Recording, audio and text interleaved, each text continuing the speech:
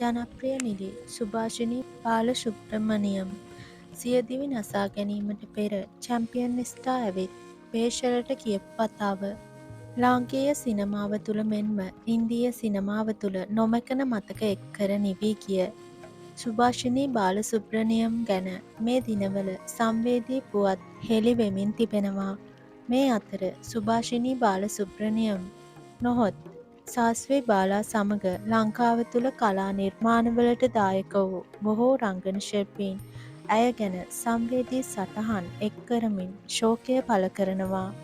සැමියාගෙන් එල්ල වූ තාඩන පීඩන හේතුවෙන් සාස්වී බාලා සියදිවි හානි කරගෙන තිබෙන බවයි ඉන්දීය මාධ්‍ය වාර්තා කරන්නේ. ශ්‍රී ලංකාව තුළ ඉපදී ලාංකීය ටෙලිවිෂනයේ නිවේදිකාවක් ලෙස කටයුතු කර පසුව ඉන්දීය සිනමාව තුළ අති දක්ෂ රංගන ශිල්පිනියක් ලෙස ජනප්‍රිය වූ සුභාෂිනී ලංකාවේ නාමය ලෝකයට රැගෙන ගිය තාරකාවක්.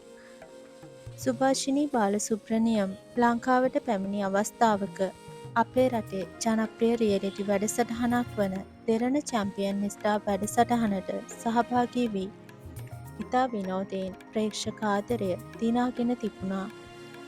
ඇය චැම්පියන් ස්ටාර් වැඩසටහනට සහභාගී වූ අවස්ථාවේ ලබාගත් ඡායාරූප කිහිපයක් සිය ඉන්ස්ටාග්‍රෑම් සමාජ මාධ්‍ය ගිණුමට එක්කාසු කර තිබුණේ මේ විදියට.